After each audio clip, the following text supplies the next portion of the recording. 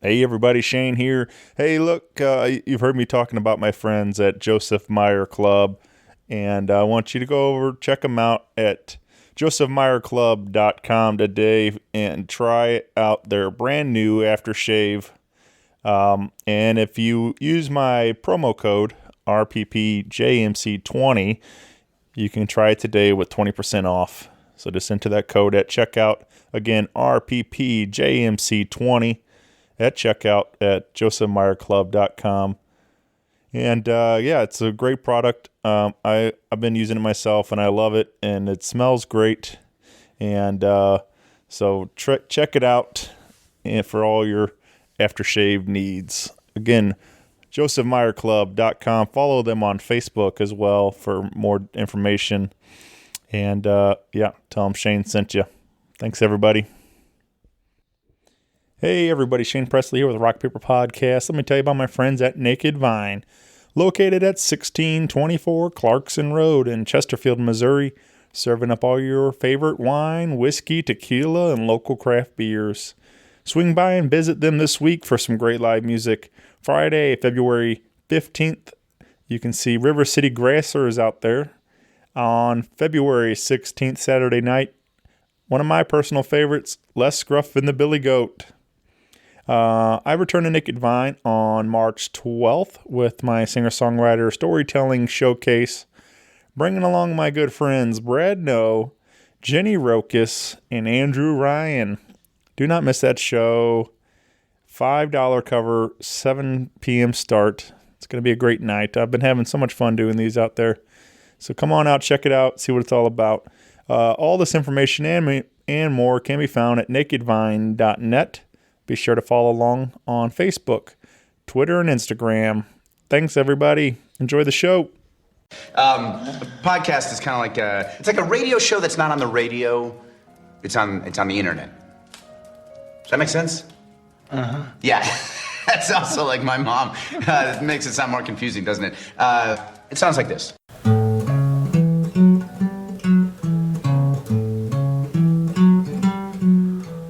This is Amanda Fish, and you're listening to Rock Paper Podcast. Woo!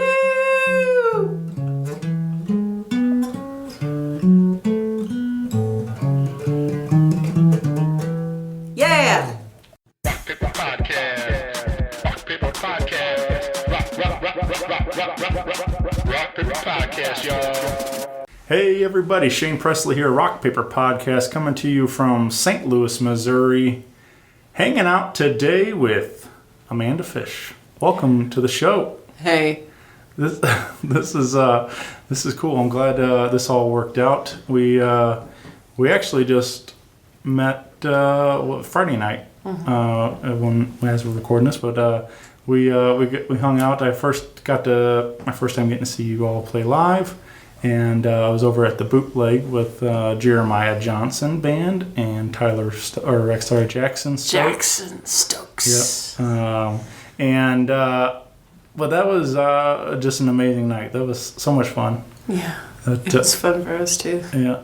We one that was cool because I've seen Jeremiah a bunch here around town, but it was fun to in that setting, just kind of where they can kind of come out and own it too, in that hour set and stuff. And I've seen them do a lot of, different shows and stuff. But they sounded so good that night too. But I was really blown away, especially being the first time I get to see you play. It was awesome because I've definitely seen your name around, and I've been wanting to. I told you I thought about running to Kansas City and catching you up there, but it was cool that you're in St. Louis, and it all worked out. And a couple of my buddies and. So it was just a lot of fun, a lot of buddies in the house too, all kinds of friends in the crowd. So just a really great night. But have you played St. Louis before? Or is that? I try to keep an eye on a lot of the calendars, and I don't know if I'd seen you recently coming through here. I played St. Louis proper one other time. It was actually with Jackson Stokes. Yeah. When he was doing Delta Soul Revival, and I came out and I did that with him at Broadway, Oyster Bar. Oh, really? No, it wasn't Oyster Bar. It's the other one. Beale? Down the street. No, not Or Beale. BB's. BB's. There you go. BB's. Yeah. We call that Blues Triangle down there, yeah. Yeah, although now it's more like a blues line. Right. Oh. Yeah, R.I.P. Wah, wah. Yeah.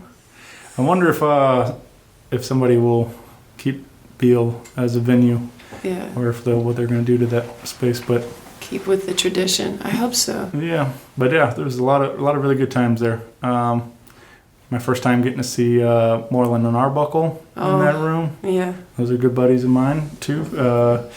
And of course, all the other greats, Marquise Knox, and all kinds of fun players that come through there. But yeah, hopefully that still continues to keep a rich history of blues coming through there. Yeah. But anyway, yeah. So I thought that was cool to catch you here in St. Louis, and you made an announcement that night that you are now a resident of St. Louis area. Oh, Fallon. Yeah. Yeah. So that was really exciting for me to knowing that we might see you a little more often than. Yeah.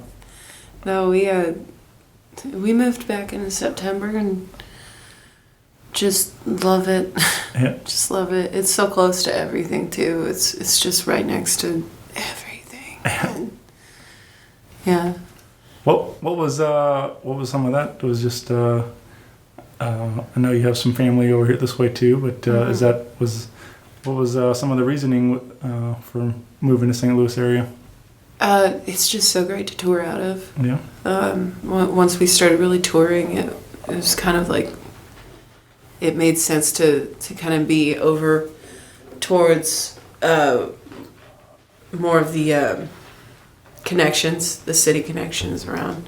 So like St. Louis, the radius is, for a 5-hour radius from St. Louis is like Chicago, Sure. Nashville, Memphis, Louisville, I think Indianapolis.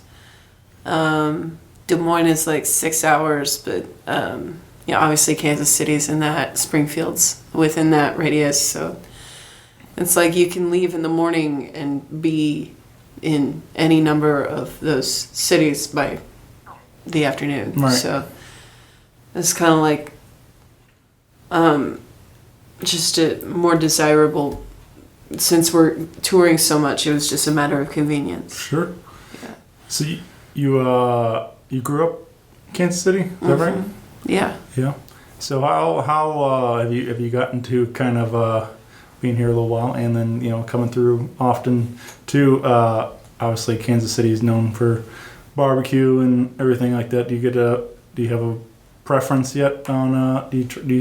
First of all, do you eat barbecue? I eat barbecue, sure, like everybody. Right. I haven't really cultivated a preference for any St. Louis barbecue. I'm still just really getting to know the city. Sure. But I love sweetie pies. Oh, yeah. Well, it's not barbecue, but still, it's amazing. Where did we just go to eat recently? It was the Shack. Yeah. The Shack was pretty cool. Yeah. There's all kinds of these little spots popping up. We got a bunch of different like fried chicken places around town too that are, and I'm a bit of a foodie myself. I like to go around trying all these places and stuff, and then I almost kind of want to like sample them all just to see, But they all have pros and cons. I think they're all like, some have really good sides and everything. So it's like interesting to kind of trying them all, see which one's the best and stuff. Well, you have something we don't in Kansas City, and that's White Castle. Yeah, We don't have no White Castle, Castles huh? in Kansas City.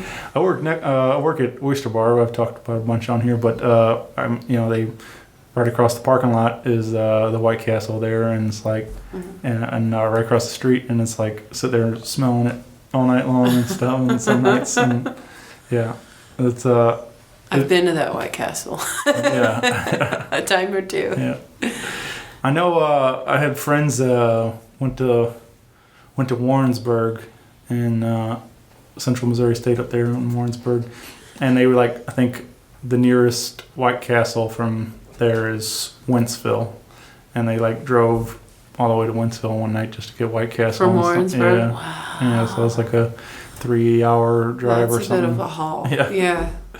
Well, it's a haul from Kansas City too. Sure. I know people who've made the drive to get White Castle. It's a pretty good haul for some cheeseburgers. Yeah. Little cheeseburgers, especially when they're at the grocery store. Right. But yeah, I don't know. That's I was just wondering about that. Like, I know we do have we have a lot of stuff, great things happening, but of course Kansas City does too and things. But I'm really excited to have you a part of it all here now in St. Louis, and especially like I said, hopefully we'll have some more dates popping up. I do know you have one locally here in St. Louis on the calendar coming up on St. Patrick's Day, March 17th. Over at the National Blues Museum. National Blues Museum. Yeah. That have you been? You got to take a walk through there yet? Yes, we have. Yeah. We got the tour. It was really cool. Yeah. It was really, really cool. I've only, sadly to say, I haven't actually done the proper tour through it all and stuff. But I have been over there, and I did a podcast in there one night. And I mean, it's a beautiful space, and I'd like to go back and take it all in, but I still haven't made it around there yet. We got ambushed when we went there because we had a friend of mine who's a DJ from was it Minnesota? Yeah, I think he's from Minnesota. But he said hey, come down to the National Blues Museum. I'll be in town. Come meet me. And I was like, okay. So I'm expecting to see one guy. At this point, we're still like flying under the radar. Don't want anybody to know that we've moved to St. Louis because we're trying to, just take our time, and dip our toes in before we really, jump in. Some scenes can kind of be toxic, so we were trying to be careful. And we walk in there, and they've got like 4 guys. There was 4 guys there ready to meet us. One of the guys works for the radio station. 2 of the guys work for the museum. They gave us the personalized tour, and we're like, oh, okay, I guess we can't pass under the radar anymore. Yeah. I guess they know we're here now. Yeah. That's going to be a fun night for sure. Again, like I said, I haven't been there for a concert either, but I've seen they do live streaming, so I've got to watch some of the stuff on through the stream and things. But that should be really a lot of fun, especially downtown and everything in St. Louis, and it's a neat little spot down there. So come on out to National Blues Museum on Sunday night, right? Is it? Yeah, it's a Sunday night, St. Patrick's Day. Yeah. Wear your green. It's a cool place. We've been there to jam. Yeah. Yeah. It's gonna be cool. Yeah. So keep an eye out. We have everything else on at AmandaFishBand.com and on Facebook and all that fun stuff. So get involved in all that. Mm-hmm. But like I said, I kind of wanted to get to know a little bit more about you, and in this we have a brand new record to talk about and everything.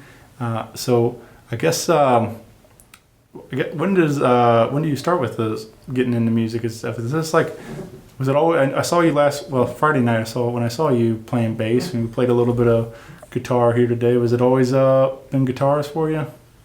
Yeah, I want to say I think I mostly started on guitar, but also piano. Yeah. So sort of between those two. It was always between those two. But then I also learned ukulele and mandolin as well. And then I picked up bass. Bass was the last instrument that I learned. I learned that a few years ago. Yeah. Yeah. I started learning that. I remember, I think it was 6th grade, and I've told this story a little bit before, but we were, it's like open sign-ups for school band, and I was like, I didn't really know anything about, but I had a bunch of friends that were signing up, so I was like, I'll give it a shot, and so I went out, I said, I'll try the cornet, so I did that, and I wasn't very good, and I remember my band instructor said something like, you can either try really hard at this, or you can go back to gym class or something like that. And I was like, all right, well, I'll see you later. And went back to gym and gave it up. Yeah, I was much better suited. I mean, I I was much better basketball and football and everything. So Sure. but I don't know. I never had that natural knack to like grab an instrument and play and learn it. Or I know it takes a lot of practice, but it's like nothing's told me that I need to do this. So, but I'm just a big giant fan of. So I'm glad it worked out that way because, like I said, I have fun just listening. So but. Anyway, but your bass playing though, like especially for you saying not only learning this a little while back, I was really impressed because like it was I really liked the way you play too. Like it was just like a lot of popping, all right, and Yeah, that's I get into it and I dig into the strings a little bit. I guess that's true. Yeah, Yeah. it was fun though. I was like the way you guys play like that hard, heavy kind of blues and I was eating it up. I was headbanging all night with you and having a great time, and it was just so much energy in that live show. So it was just such a cool show, such a good time. But I think like I was listening to the record, and the record like is really good, but like there's that I don't know that live performance though, like the seeing you all come to life on the stage, like. It's something completely different. I don't know if that's not any kind of. Well, you're able to really play on the energy of the room. Sure. It's kind of like a record is always going into it cold. Sure. And you have to adjust your tone to the tone of the record. Or I guess something like that. Yeah. But with the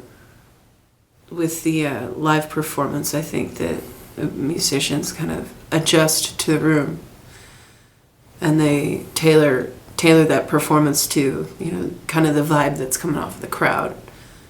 Do you feed off that energy a lot? I mean, that really drive you as a performer? Or you just do your own thing? Well, I mean, if you have a completely dead crowd, yeah. Then there's nothing to build on. Mm-hmm. But if people are into it and they're dancing, you can build on that and, get to the point where everybody's digging it. And that's the goal. Because otherwise it's like, why are we here? Yeah.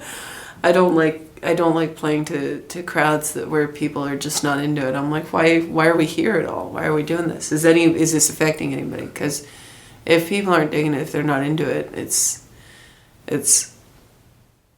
a waste. It's like it's the energy that we put out, that goes nowhere. Yeah. Instead of into hearts, it's if everybody's walled off, there's nowhere for it to go.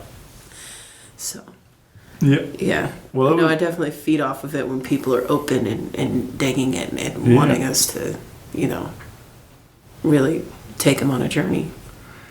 Well, I was digging it for sure. Like I said, it was and then I ended up buying both the records, and we do have a brand new one, I guess free, came out in the fall of 18.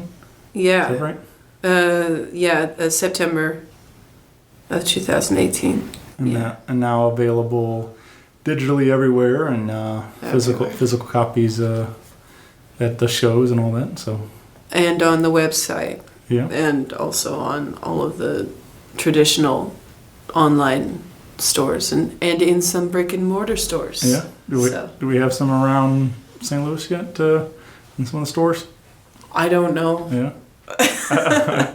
That's all on a distributor that there's degrees removed from me. I just know that they put it in places. Sure. Yeah.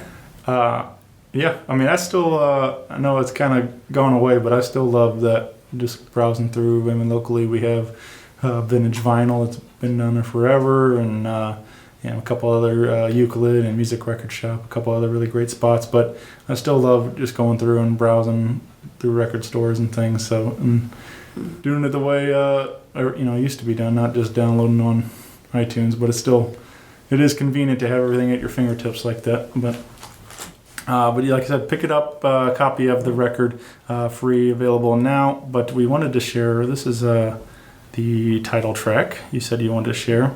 Mm-hmm. Anything you want to add around this tune? It's called Free, and it starts sad and low, and then we're set free, and then we're happy. Yeah.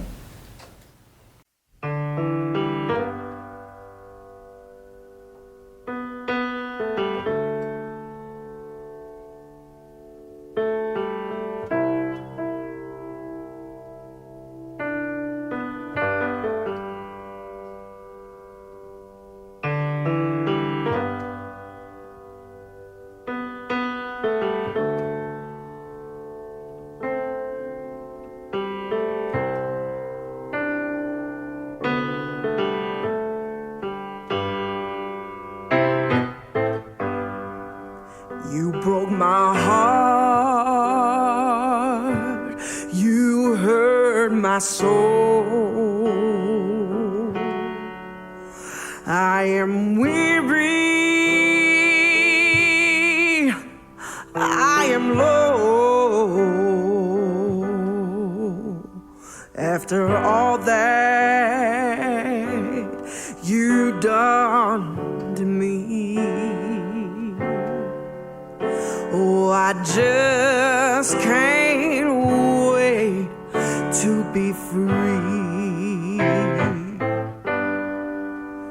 Free from sorrow,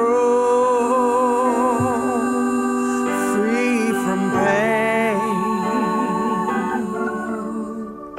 free from ever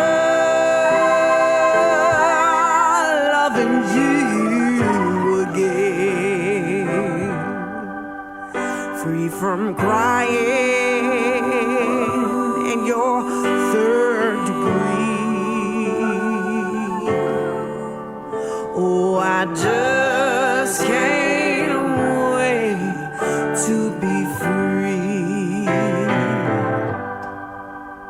Oh, I just can't wait to be free.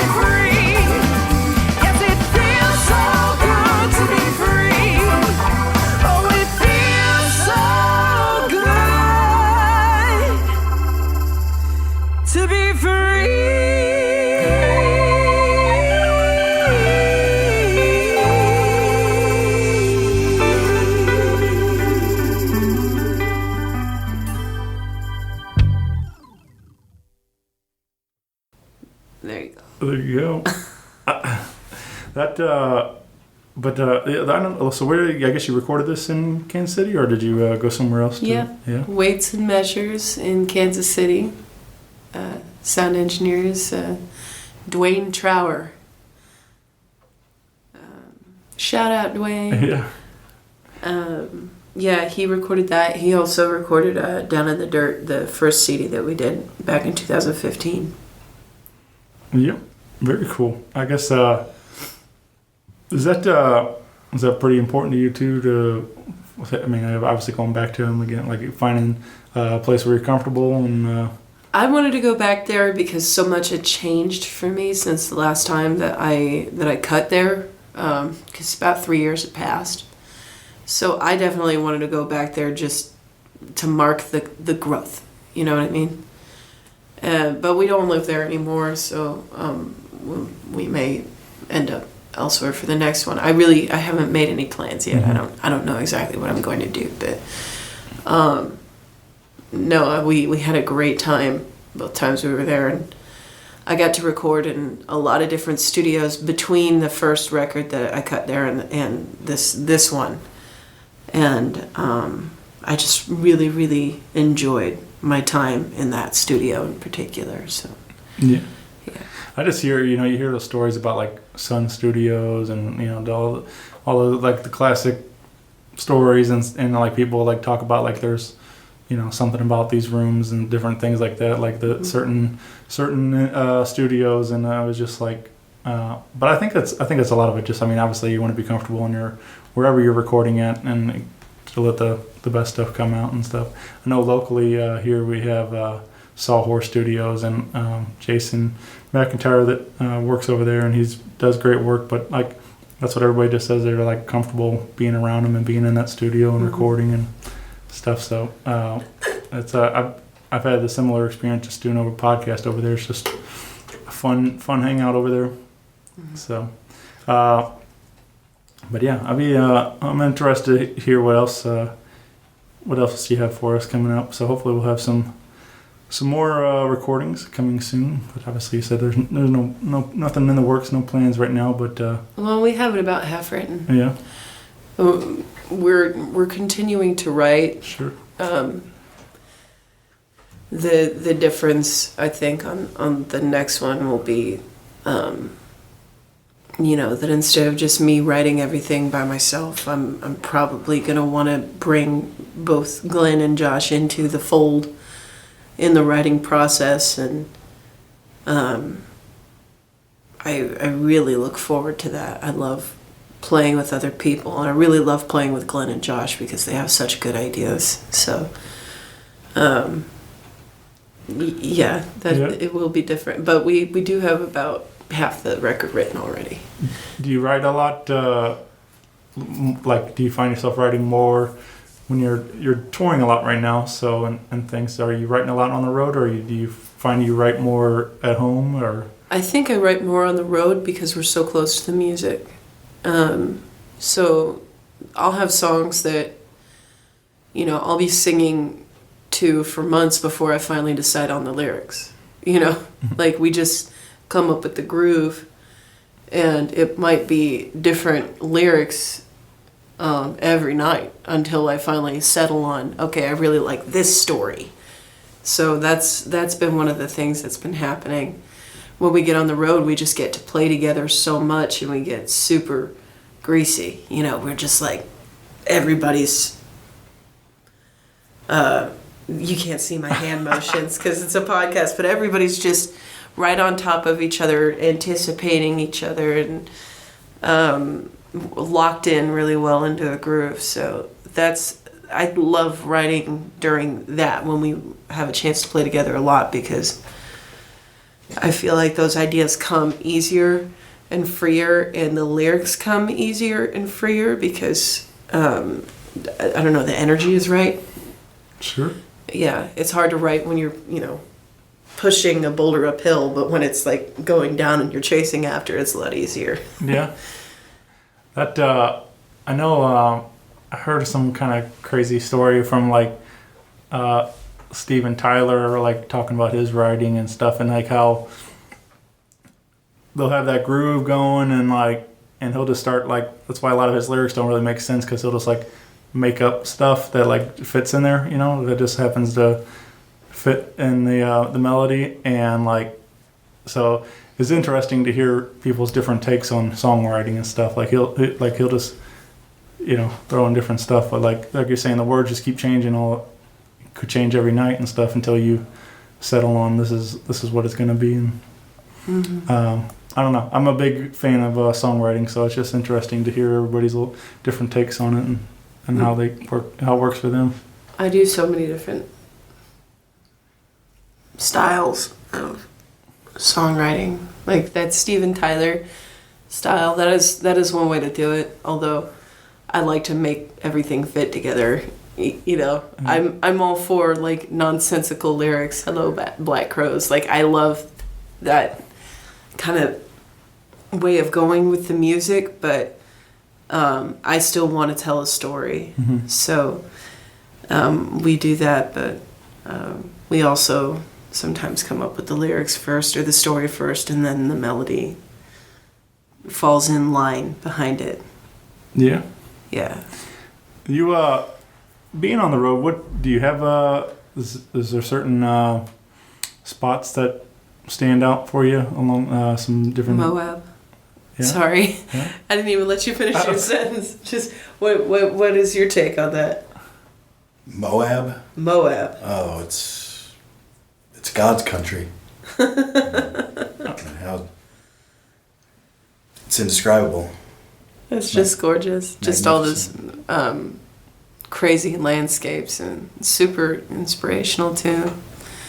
We really liked going out in the desert as well, like through New Mexico and Arizona, and getting these saguaros and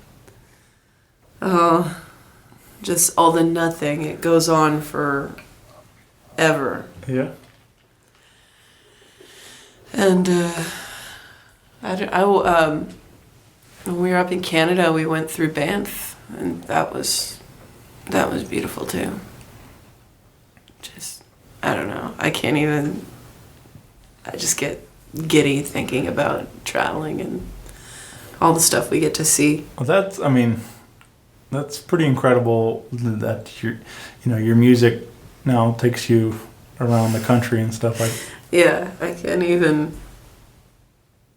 Oh, sometimes I can't. I can barely take it all in. You know, it hardly feels real. Yeah. That yeah, I can't even imagine, but it's pretty awesome, and like the fact that it's so well received and people are digging it and stuff like it's got to feel good. Oh man, I'm glad that people like it. You know, I think I spent a pretty long amount of time where people were not really digging it. You know, didn't appreciate whatever it was. You know, we were pretty rough in the beginning, and it took me a good long time to kind of understand that I needed to play to, you know, my audience, and in as much as they should give me a chance, I should give them a chance. And you know, I also had to listen to a lot of cringeworthy like recordings of my voice, and I still cringe, but now I'm hitting the notes, which is better. So I think people were very gracious to give me as many chances as they did to get better.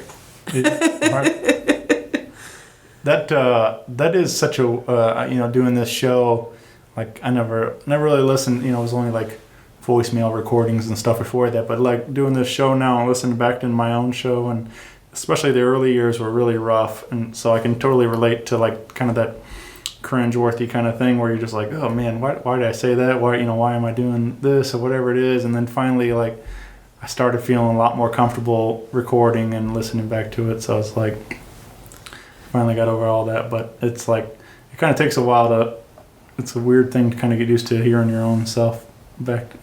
Yeah, and instead of like immediately hating it and wanting to shut it off, being able to listen through it all and be like, okay, I got that. Okay, that was okay. Ooh, fix that, tweak that. Without like wanting to cry or, I don't know, go take a bath. Yeah.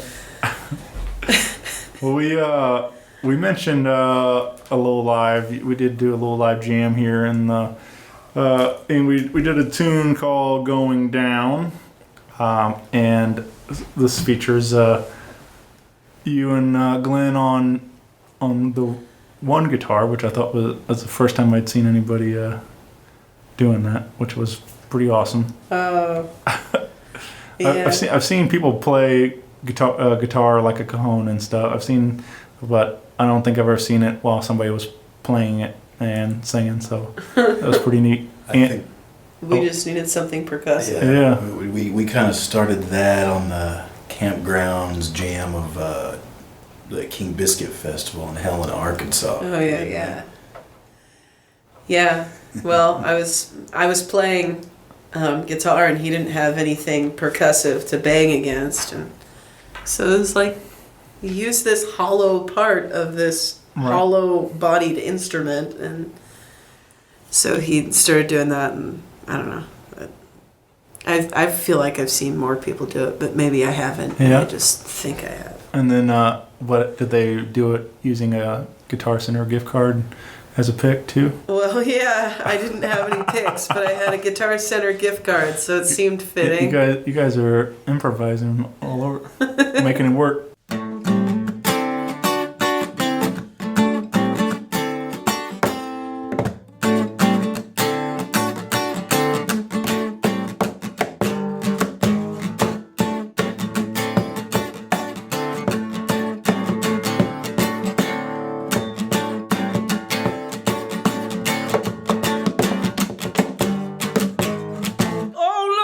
Something, give me some kind of relief. Hey.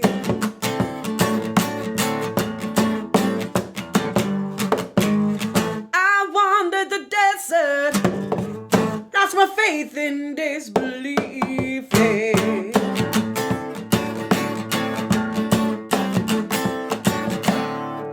Hold me in your arms now, baby. Let me lay for a while.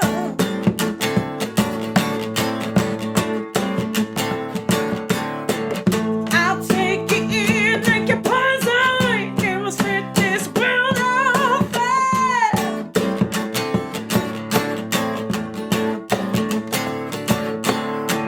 Suffer through a dreaded bad condition.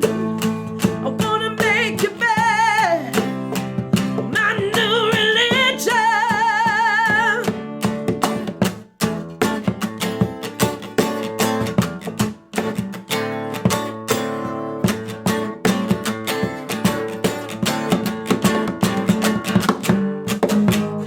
Gotta give her credit, she can turn heads from miles away.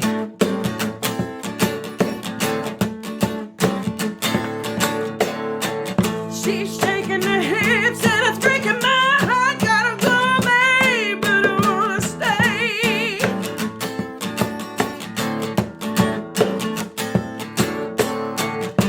She can save me from my sins. Over that righteous path might do me in. Oh, going down the way just to lose it out. The way you play me should be criminal.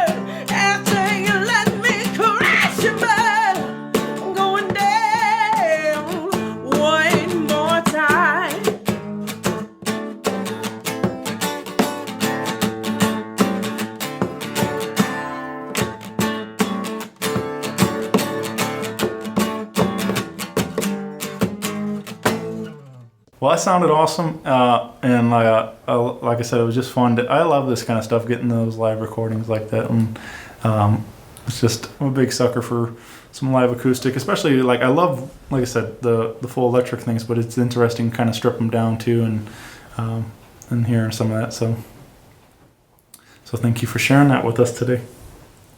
That we do mention that Friday night you was with Jeremiah and Jackson. And you guys are doing that show again at Knuckleheads this time. Knuckleheads. Yeah, going back to Kansas City on May 24th. May 24th. Yeah, is that Labor Day, or I mean Memorial Day weekend? I don't know. It's got to be close to it, or is it the next weekend? Well, now I need to look this up. I need my magic answer box. It's got to be close. I know it's somewhere right there. I feel like Google will tell me. Yeah. May 24th. Yeah, it is Memorial Day weekend. So that'd be a good one for sure. Busy weekend.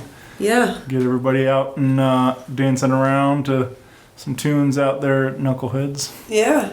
I was telling you, like, I've been up there for a couple of different shows. I've seen Will Hogue inside, and which was really great. And then I got to see JJ Gray and Mofro out on the patio one night, and Anderson East opened up for him. Yeah. It was a good night. I might have been there for that one. Yeah. That was a whole lot of fun though, and then I actually got the band all sign my vinyl copy of Old Glory, so that was cool to get all the guys to sign it. But yeah, that's kind of crazy too to see Anderson opening up, and then his career like took off right after that too. Like he's been doing a lot of big things, but it was fun to kind of get to see him up close and personal that night, and before things started really taking off. But we got to hang out, and I met him at the merch table, and it was a real nice guy. So, but that's the hope. Yeah, that they're nice guys. Oh yeah, that's like most of the people I've met. Like everybody's been super cool about everything. Yeah.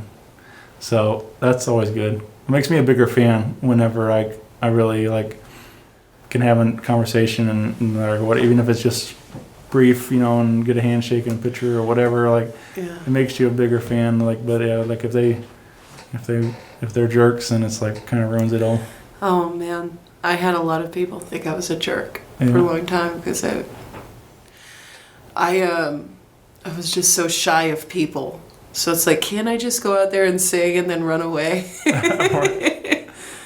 But I mean, I can get that though. Like it's a weird thing. Like especially, like it's cool, but it's also very strange that you have to, like that's part of the procedure now. Almost like it's like you do the show and you got to get off and you got to sign CDs and meet pictures and stuff. I mean, like it's all part of the thing. But you absolutely should. I mean, these people came out to see you and to support you, and it really is kind of like the least you can do for these people that came out. They bought your CDs, they bought tickets to your show, they brought their family to watch you, they brought their friends because they're like, you gotta hear this girl, so to like not give them the time of day afterwards is not acceptable. You really have to like just put yourself in other people's shoes and truly appreciate that they came,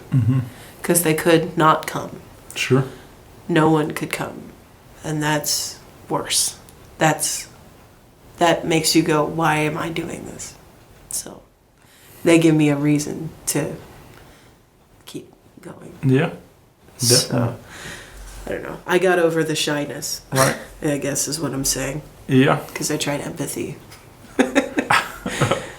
That I did a meet and greet thing the other night with Bert Kreischer he's a stand-up comedian, and I thought he had a really kind of interesting way to go on about it, and where he did like a raffle, like people could buy a $1 ticket for a chance to be a part of the meet and greet, and then like he randomly drew 25 numbers, I guess it was, but like the money that was raised that night, like he ends up drawing another ticket and gives the money to a random person in the crowd that night. So like, I think that's kind of cool too. Like he doesn't take the money, he just gives it to, so somebody goes home with, go home with a couple $100 or something like that. And I was like, that's pretty cool. That is kind of cool. Yeah. So doing a little good deed along with, getting to meet all his fans and stuff like that. So Sure. it's kind of thought that was, and I've never seen anybody do that before. Like, so I thought that was cool. But I don't know. It's if you get to meet some of your idols along the way Oh, I have. Yeah. Yeah. Oh, yeah. I got to open up for Maria Mulder at Knuckleheads. And I always loved this one song that she did. And I love the way that she did it. Is her version of Feels Like Rain on her album Meet Me Where They Play the Blues. And when I was a teenager, I used to listen to this album all the time. And like, this is me listening to this album, fantasizing that one day I'll be a jazz singer in the city, because she was just amazing.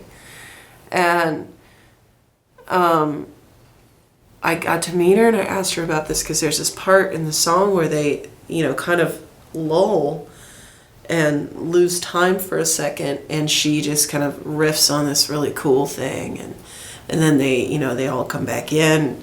I'm like, I can't even replicate that. How did they, why did they do that? What was the... So I told her I love that song, and she told me the story about it, and she told me that part where it kind of comes to a lull was a mistake in the studio, but that the whole thing was done in a single take. So the band made a mistake, thought that the take was done and blown and they were going to have to start over. And she just kept riffing. And then the band all looks at each other and they all come back in together.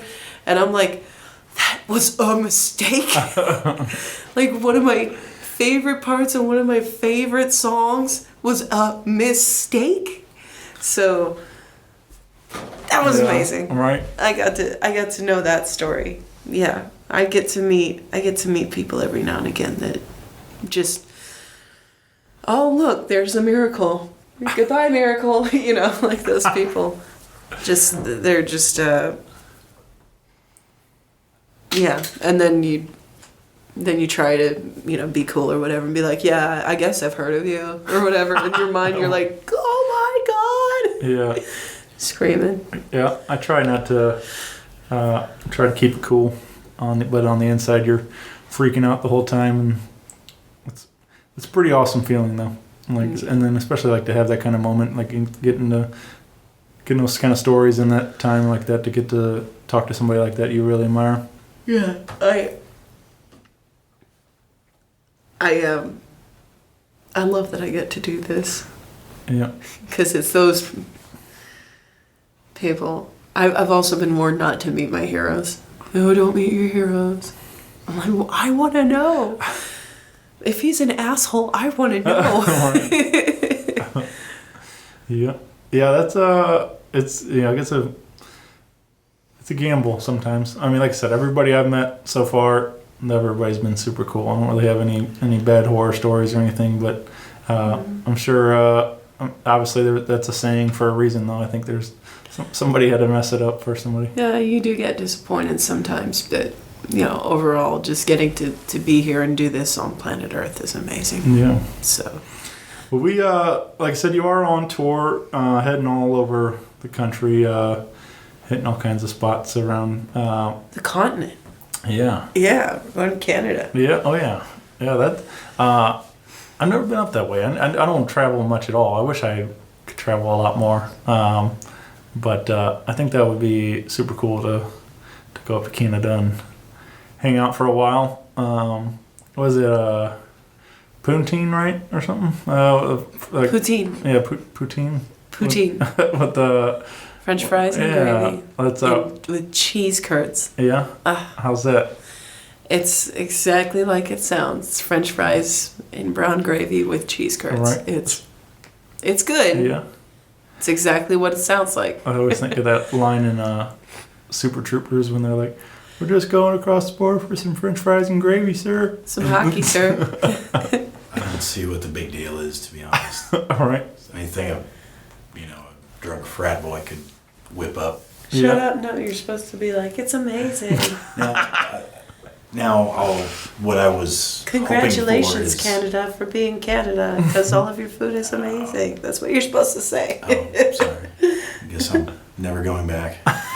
They won't let you in now. It's going to be his picture at the border. Like, I saw a restaurant menu that had moose meat tacos, but I think they had just run out of moose meat or something. But one of the guys we played with up there is kind of my connection for moose meat right now, and he swears he can get me some next time we're up there. Nobody can get anybody any moose meat. You're not supposed to have it.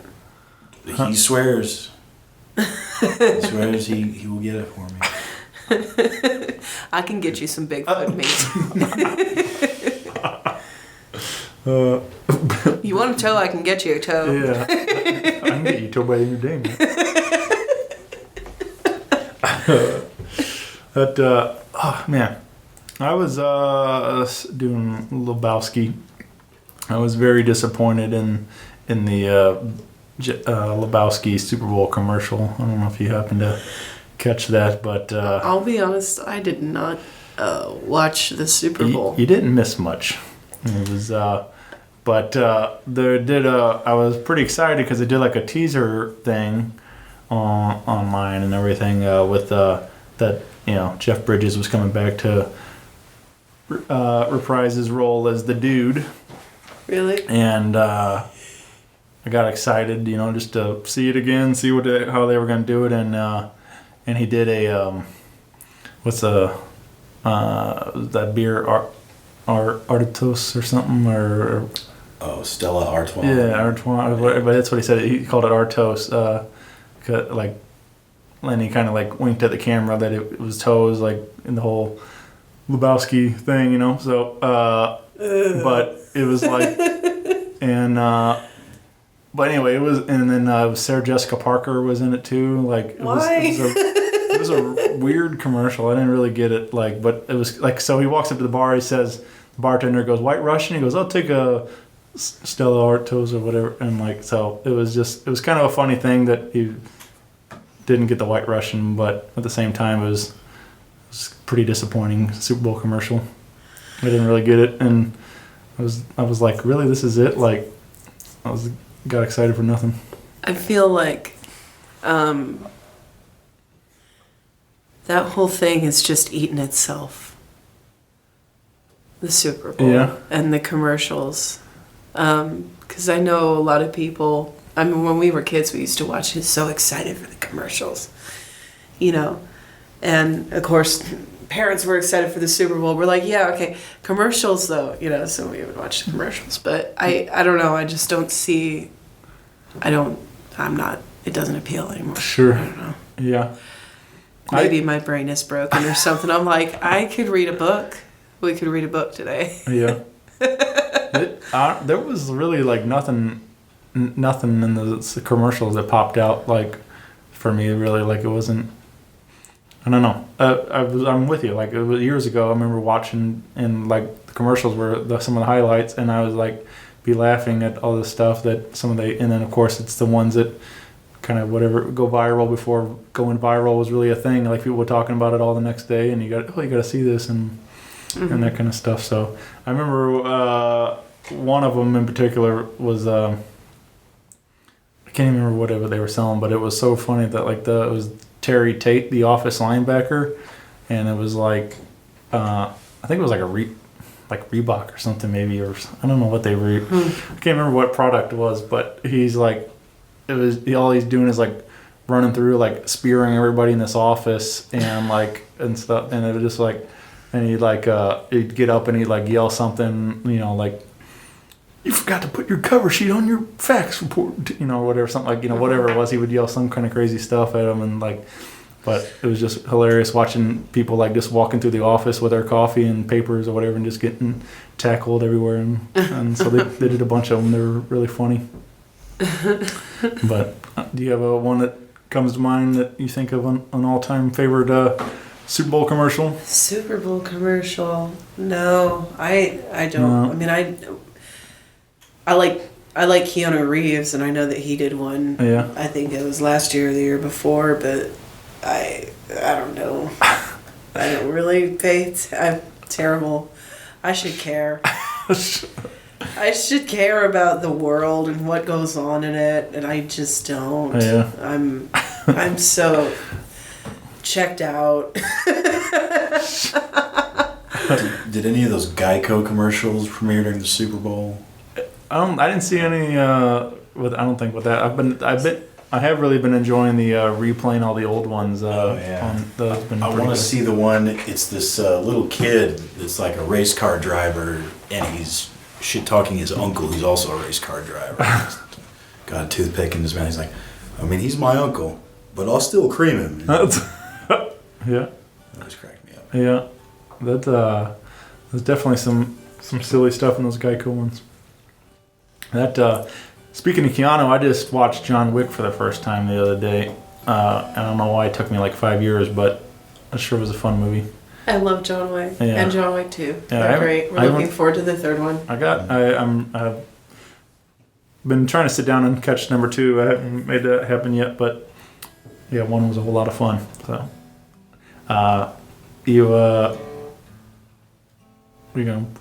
is that Stairway? I'm just playing some background music. It helps me to focus. It helps me to concentrate on what's going on. Yeah. Sorry. You want me to stop? I don't mind. All right. I was wondering if you wanted to play another one since you grabbed it. If you had something you wanted to share.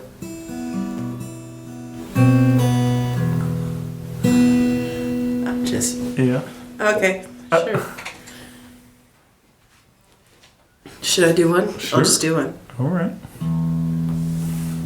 Okay.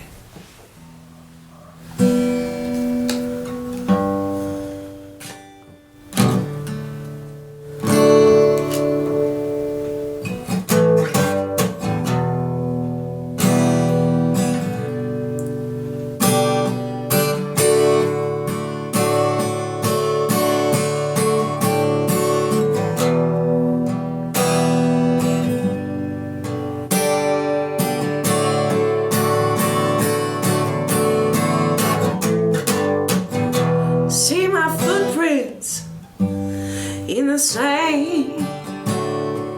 Remind me where I've been.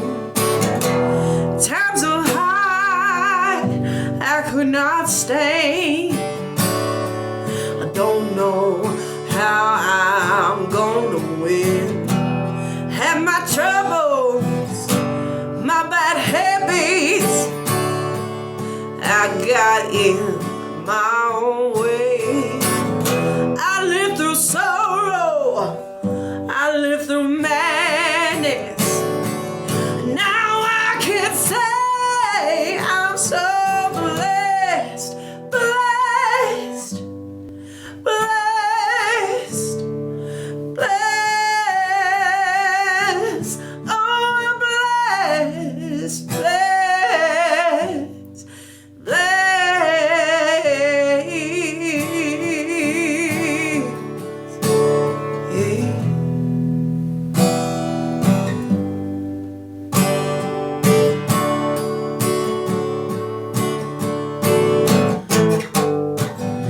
Took many trials to find my way.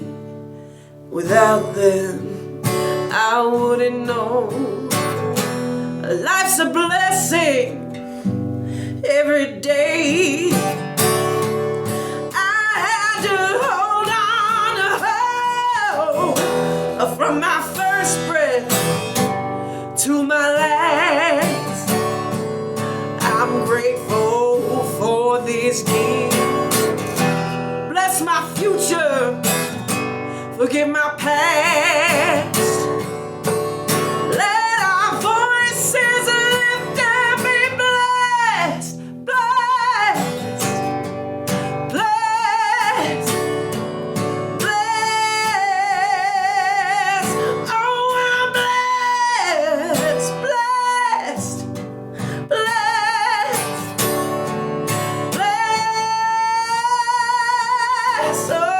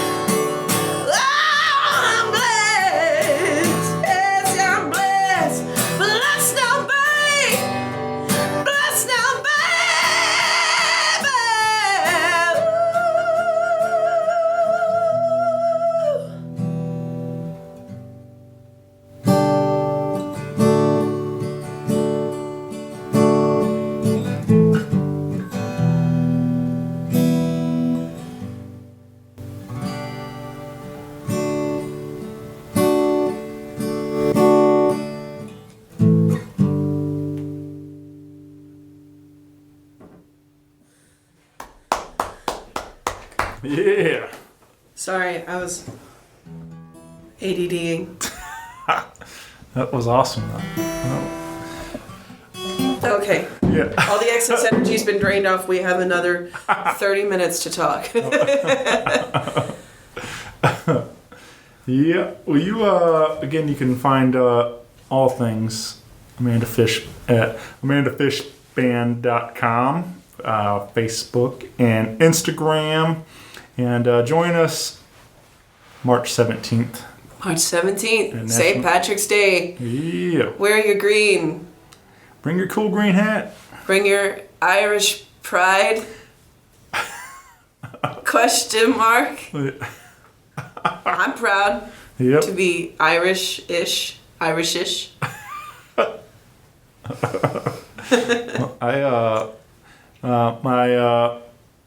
My mother's maiden name is O'Loughlin, so all my family over there we're pretty Irish over there. Oh. So See, my mother's maiden name is Brown. We are very, very, very, very Irish. yeah. But yeah, come on out for that show. Is there tickets available, or how do we need to? March 17th. Do we need to snag tickets I before? believe there are tickets available. I have been told by someone that bought tickets that they bought tickets, All so right, I'm assuming there are tickets to buy. There we go. Well, that's it. Yeah. So grab some tickets and come on out to National Blues Museum in St. Louis, Missouri. Get your tickets before they sell out. Yep, Yeah. going fast. Going, almost gone. Yeah. Get them. But thank you all so much for doing this. This has been a lot of fun, getting to hang, getting to chat and play, and it's been a good time. So thank you so much for doing this. Thank you for tolerating me and for bringing me to do this. Oh, It was fun. yeah, I'm glad you said that you would do it. I guess it's been a lot of fun getting to know a little bit more about you, and I'm excited to see what happens for you now being in St. Louis, and how that's going to change things up for you. So I'm excited for big things happening for Amanda Fish in 2019. Big things, hopefully. You know, we've already had big things happen. Oh yeah. We got the nomination, and now we just do our thing. Yeah. We go and do our show. Yep. Play the show. Oh. Sorry. All right. Thanks everybody. Bye. Goodbye. Rock Paper Podcast. Rock Paper Podcast. Rock Paper Podcast. Rock Paper Podcast. Well, yeah, that was it.